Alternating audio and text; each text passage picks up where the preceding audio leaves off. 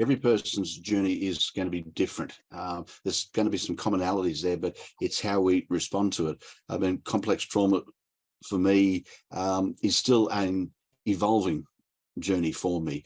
There are still disclosures that my self-denial had locked away for so long.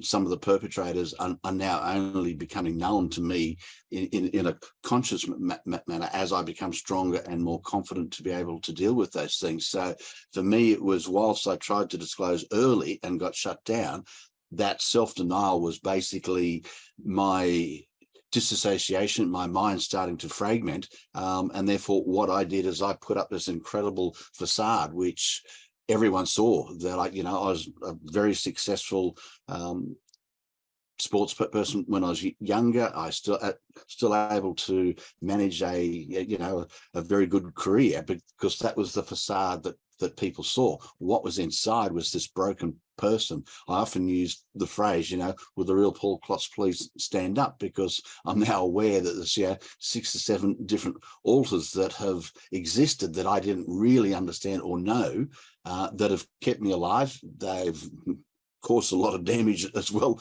along the way, but that's part of the mental demons that we go through. So for me, the whole journey of complex trauma and where it leads to is really not knowing what your future looks like, what your future self looks like, as opposed to what your real self is. Once you understand who the real Paul is, it's then trying to define what that future looks like. So there's all that turmoil that's flowing through.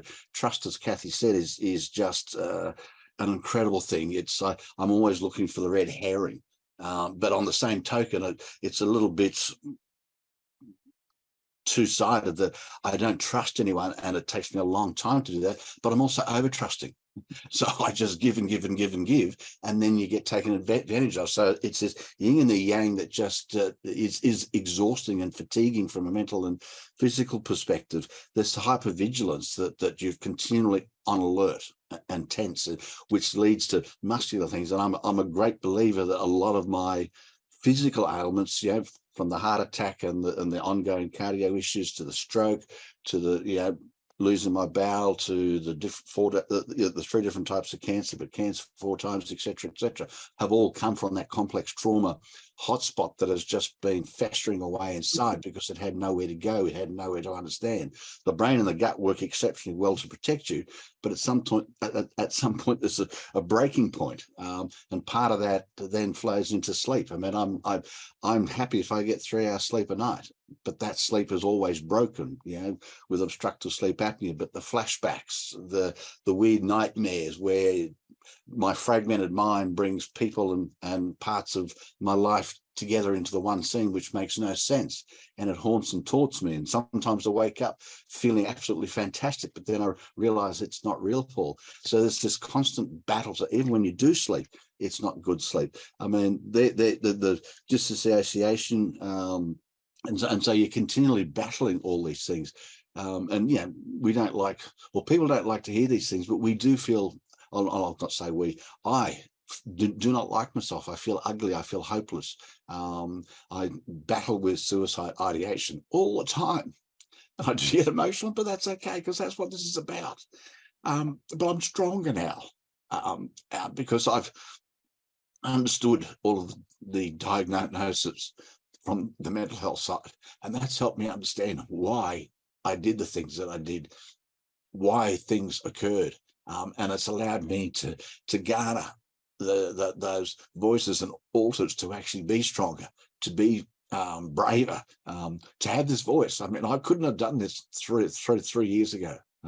It still hurts, but sorry.